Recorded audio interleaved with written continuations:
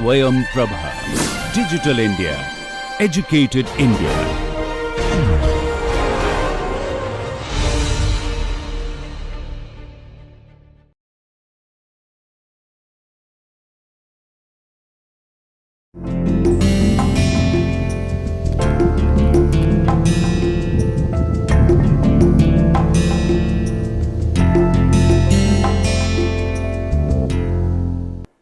Hello viewers, welcome to MOOC's online course on Visual Perception and Art, a survey across the cultures. This is the 17th lecture, and in this lecture we will be discussing certain major breakthroughs in visual perception that has happened in the history of modern Western art. As I told you in the last class that for quite some time in the beginning of modern Western art, when you look at the paintings by Van Gogh or Turner or Monet, despite the fact that their methods of depiction changed drastically and seriously posed certain challenges to our normative visual perception, yet they were all working within the orbit of a normal visual representation. In 1907 onwards, we witnessed the emergence of a very radical art movement called Cubism, spearheaded by the famous artist Picasso and his artist friend George Braque. Now, what happened with the emergence of Cubism was that though representation was an issue in their art too, but it was not a very serious issue. More than that, it was the method of addressing a certain object. In a sense, Cubism was more conceptual than visual. Yet, Cubist painters like Picasso, Braque and others, they certainly did a lot of paintings, and later Picasso also did quite a few Cubist sculptures, and in all these paintings which come under the larger category of Cubism, they more or less try to depict not only what we see but also what we know. So, they introduce the element of knowledge within the purview of visual representation. Now, you may ask, doesn't that happen also in your visual perception? I mean, when we perceive something visually, don't you think that what we see is also largely informed by what we know? Exactly.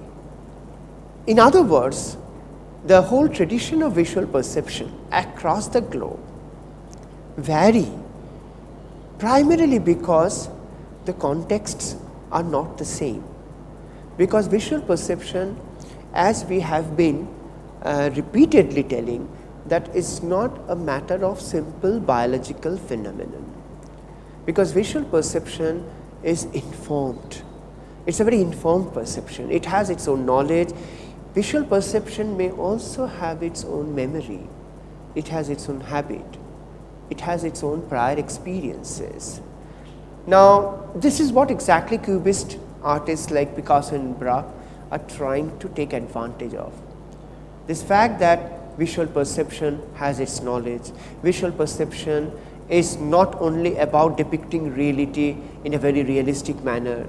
We can in fact fragment objects into various small little fragments. We can show an object not as it is, but as it is known to us, things like this. Now, 1907, when Picasso came up with this very famous painting called La Demoiselle d'Avio, this was known as the beginning of Cubism, introducing a revolutionary change in the logic of representation as well as a revolutionary change in the logic of visual perception. Now, look at this painting by Picasso, La Demoiselle d'Avignon. What is happening here is that though the intention is definitely representation, but then he also brings in very interesting factors, like what happens to an object when we look at it not from one angle, but from several angles at the same time. Now, this can be understood as simultaneity of viewing.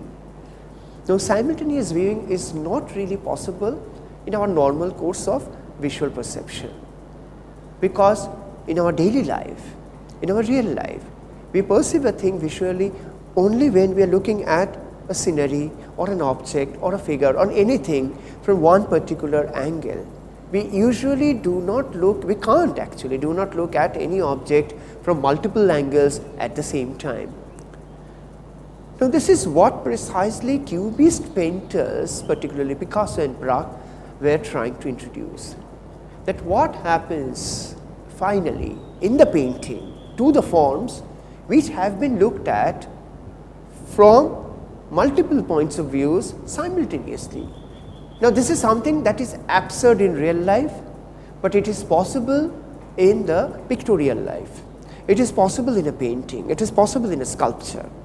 So, Picasso and Braque together they were trying to introduce an idea or an experience which is actually possible conceptually, but may not be possible in real life when we experience the visual world in terms of our normal visual perception.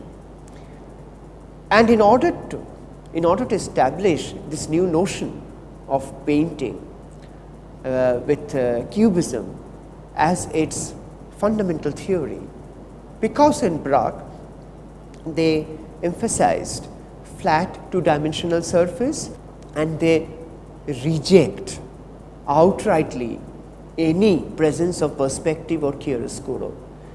In other words, both Picasso and Braque discarded this presence of light and shade and thereby creating a volume, or presence of any sense of depth. So, they wanted to discard perspective and things like that. They emphasized more on the geometric forms without any realistic details, and Cubism, really speaking, tried to refute art as the imitation of nature. Now, when art tries to imitate nature, it is called mimetic art. We have discussed this before. Cubism refutes to be a mimetic art. Hence, it refutes the whole idea of art as the imitation of nature. Cubism is conceived rather than perceived reality, and this makes it really very problematic in the context of visual perception. In fact, when Cubism initially was criticized heavily by art critics who were outraged by this new form of painting, which actually did not match with the way we would actually see the real life in real time. They felt outraged, and hence they had this problem with Cubism, that Cubism not only was kind of failing, in other words, they were not satisfying the expectation of our visual perception, but Cubism has got nothing to do with the conceived reality.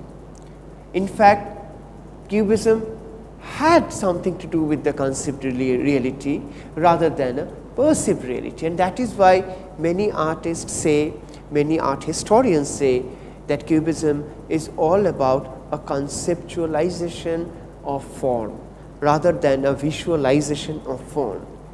So, but the problem is, when we are looking at a Cubist painting, you can't deny the fact that we are actually looking at a Cubist painting.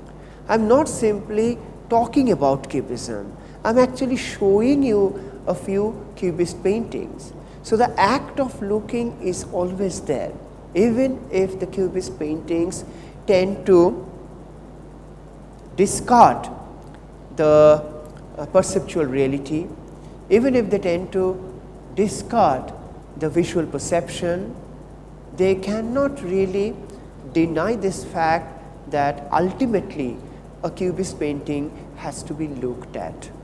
ultimately a cubist sculpture has to be looked at. So, here is a paradox in cubism, and it is very interesting for the understanding of visual perception, that when you encounter a cubist work, for example, you are looking at that work, no doubt about that, but it is not only looking or visual perception that is going to help you to understand a cubist painting. So, it is interesting that there is an amount of looking that is going into it, because without looking you will not be able to see what these cubist painters are doing in their paintings. And on the other hand, just visually looking is not enough, because cubist paintings are not about any convincing realism. It is not even about any alternative realism. It is about how we conceive an object through not only looking, but also through knowing. And that is one of the reasons why they emphasized more on the geometric forms, and they also emphasized the fact that a representation of an object or a depiction of an object becomes really very acceptable only when you are able to show it from multiple points of view simultaneously. So, let us look at a few examples of cubist paintings painted by Braque and Picasso, though they did give titles and captions to their paintings. For example, the left one is called Castle and the right one is called Boat. And in fact, when you look at these paintings carefully, you might also spot some forms, some rudimentary forms of boat or castle in the paintings, but at the same time you immediately realize that these paintings are actually not about either boats or castle. It is just a take-off point for the cubist painters, but they move on to a peculiar kind of painterly method where representation takes a back seat and reconstruction of a concept visually becomes more important for them. Now, look at this painting for that matter. Of course, there is a title called Fruit Ball or Fruit on Tablecloth, and the title is good enough to suggest that what these objects are all about.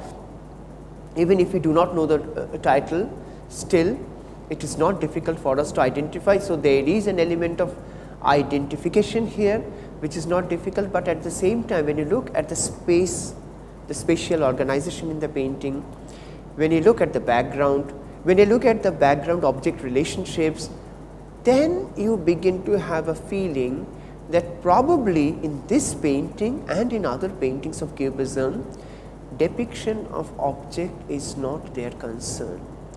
Even the method of painting, like the way Turner painted or Van Gogh painted is also not their concern.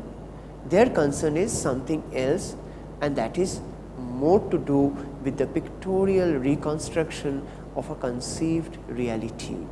A reality that you have conceived not just by looking, but also by starting from different angles, also by observing simultaneously if possible or conceptually from different angles, different perspectives, and then you forget about representation and you begin a process of reconstruction on the canvas or paper. So, this painting by Picasso called Man and the Guitar, or for that matter this painting by George Braque, I mean there are elements and objects, because these paintings are not completely abstract. In fact, what happens to our visual perception when we look at abstract paintings is a subject that will be dealt subsequently in the following lectures. But as of now, we are looking at certain major breakthroughs in visual perception from or by the artists of the most radical moments of modern art, for example, Cubism. So, when Braque paints this painting and titles it as Glass on a Table, so because there is a title and our mind follows the title, then we begin to see maybe a glass and also a circular table and all that. But very soon these identities stop to make any sense to us. In fact, we soon find out that okay, there might be a glass, and it's true that the glass might be kept on a circular table, but so what?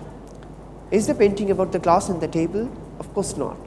It's about the fragments. It's about the geometrical angles and shapes. It is about the space division. It is about a most non-realistic reconstruction of a space, though there is an element of contact between this pictorial space and the real object in real life, but that contact is very thin, very minimal, and sometimes it is very insignificant also. So, in fact, it becomes even more difficult for our visual perception to make a sense of it when there is a title, because the moment you read the title, you begin to expect, or at least your brain begins to expect what you read in the title in the painting, and it is that expectation that is completely challenged by this kind of painting. So, when Picasso has this painting ready in 1912 and it is called Still Life with Chair Caning, okay, to some extent you may identify, and our knowledge of visual perception and our experiences definitely help along that direction. But then after a while we understand this very well, that this simple visual perception is not enough. We need to approach these paintings with a different philosophical and conceptual understanding. In other words, we need to know what Cubism was all about and what was the purpose. So, in this painting, for us today who are familiar with the various stylizations in painting, it is not entirely difficult to figure out that okay, it looks like the face of a man, and it looks like that okay, he is wearing a coat, and behind him it seems that there is a table and maybe a few fruits lying on the table. But why this painter has to show everything in fragments? Why it seems that all the objects were broken apart, and now the painter is trying to readjust those broken parts in a given shape, in a given space. And this makes Cubist paintings very, very curious, particularly for our visual perception to make any sense. And Braque also has made this kind of paintings where the figures are more identifiable.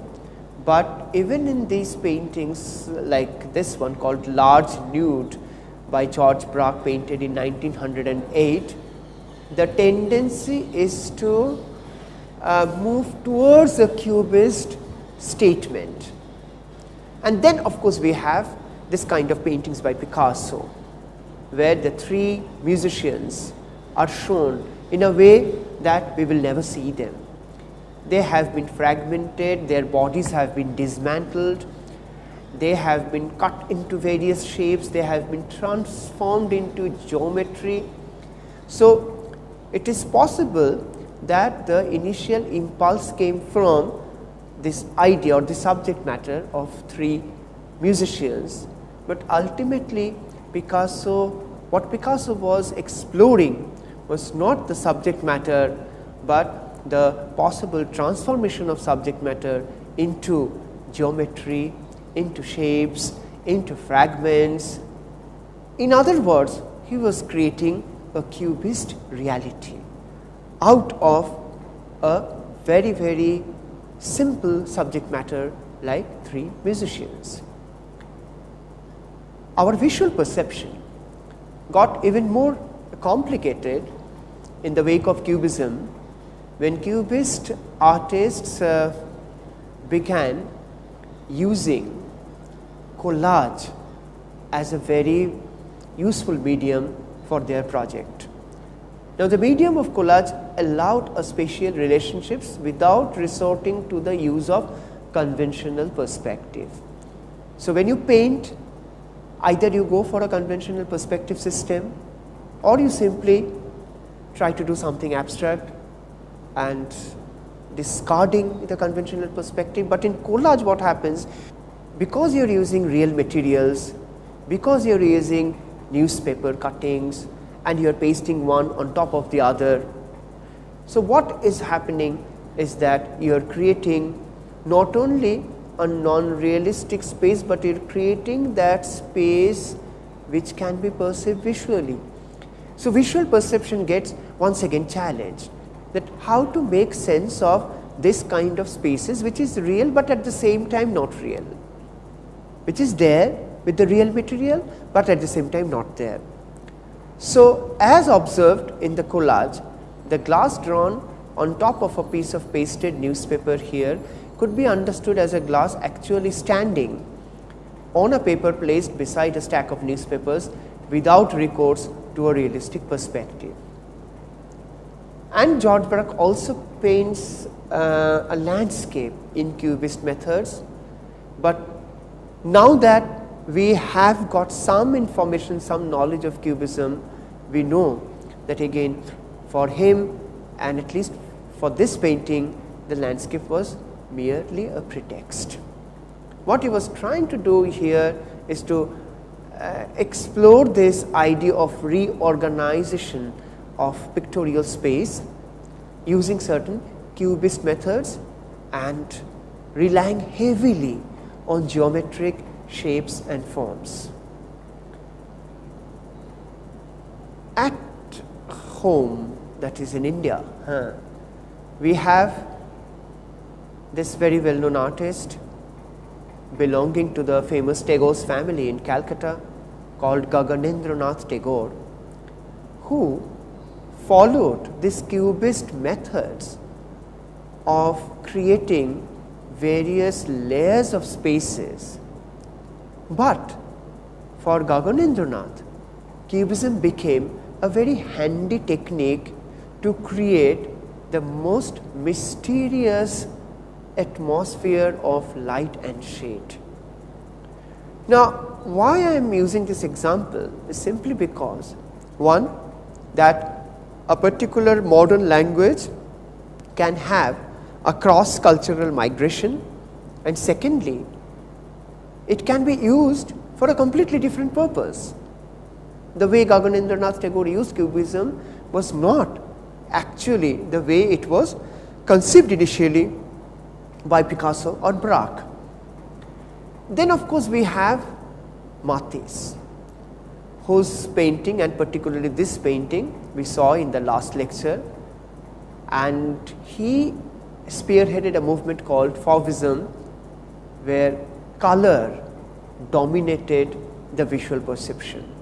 Now in real life we know color may not be, and more often than not it is not the most dominating feature. We have to, at least our visual perception has to also deal with space, shapes, figuration, interrelationships between various objects and things of that kind. And then our visual perception also responds to color. But when Fauvist painters or Fauvism as a movement tried to represent the visual reality in terms of color, when the colors became their building blocks, then what happens to the visual perception? How we deal with this kind of paintings vis-a-vis our visual experiences of real life? Again, our visual perception then needs to adjust, needs to read it differently. Otherwise, one might end up thinking that most of the figures painted by Matisse, they always got their faces colored or painted. It is not. We cannot read these colored surfaces on the body or on the paint, on the face in Matisse painting in this realistic terms. It is something that he is emphasizing in pictorial terms, which our brain doesn't respond to immediately. But when we know when we see and look at Fauvist paintings more, not only Fauvist paintings painted by Matisse, but also Fauvist paintings painted by André Derain and Vlaminck and others, then we slowly realize that it is a different notion of painting, where the building block of a painting is not really line and space, but it is color. Through color, you are trying to look at the world. I would like to suggest that why don't you once or twice try to do this. Go out, look at the world, look at the surrounding in terms of color, come back to your room and try to imagine what you have observed with the help of colors, not with the help of shapes or forms or identity, with the help of colors, colors of the dress, colors of the buildings, colors of the objects. How often we remember visually a house or an interior or a gathering or a locale or any place in terms of color. We remember objects in terms of color. We can recall a person by remembering, okay, he wore a blue shirt that day while lecturing in the class. But how many of us remember an entire location, an entire space, an entire visual experience in terms of color? Usually we do not. Some of you might be, but usually we do not. And these Fauvist painters exactly, this is what exactly they were trying to do. And then we also have a movement in the early modern Western art called Futurist movement. And there we have this fantastic painter called Giacomo Balla, who was trying to capture the movements of paths, movements of people, movements of machines in painting, and thereby not only introducing the possibility of abstraction, but also introducing a different challenge to our visual perception. For example, this one, because this is not how we actually see a moving person. If this particular painting is about one single person moving across, we would either, in real life, we would either see or feel a sense of movement, and whenever we are looking at that person, we will see just one person on move. But if a painter like here tries to show that entire movement across the canvas, then he has to paint the same figure several times, because that same figure was passing through all these points. Now, scientifically it is true, probably our visual perception subconsciously may be also responding to this, but consciously this does not happen, but futurism makes it happen to our eyes. Similarly, and on a different note at the same time, surrealist painters, they were also making a visual reality possible for us, which is otherwise extremely absurd. This is not the way we see things in real life. These are scenes derived from our dream life, not the waking life. These are the scenes and events and visual configurations that we might observe in our imagination, in our subconscious, in our dreams, but certainly not in real life. But look at this painting by Dali, and you can actually figure out how continuously our visual perception is adjusting to find out the presence of different forms at the same time. We do have very simple games, like whether it is a rabbit or a duck and things like that, on simple black and white drawings available now on even children's books. But this is a very complex painting. Immediately it is not possible at once to notice that there is a dog, at the same time there is a fruit bowl, and they both occupy the same space and same shape and the same form. But when we begin to look at that, it clearly suggests that our visual experiences do not unfold in one register. Our visual experiences, even in waking life and of course in our dream life and subconscious life, they unfold simultaneously at several registers. And it is this simultaneity of vision that may lead to extremely absurd exaggeration of this kind, or very absurd simultaneity of vision and very gory and macabre kind of imagination and dream, as it is seen in this painting, or in this painting by another very famous surrealist painter called René Magritte. He just makes things very absurd and very impossible by altering the scale and space relationship. So when you keep a comb on your cot or bed, the scale that you expect them to relate with each other is not exactly the way it is shown here. Because how do we then interpret? If the comb, scale of the comb is considered to be in the real scale, then the cot is too small. If the almirah with a mirror on the door panels is supposed to be in the right scale, then the shaving brush on top of the almirah is extremely big. So if you believe in one reality, you have to take it for granted that the other object is or doesn't belong to that same reality. It's very interesting and very challenging for our visual perception to comprehend that all these objects, they do share the same space, but they don't share the same reality. And it is this contradiction that makes this painting very surreal and at the same time very problematic for our visual perception to comprehend, or for that matter this one.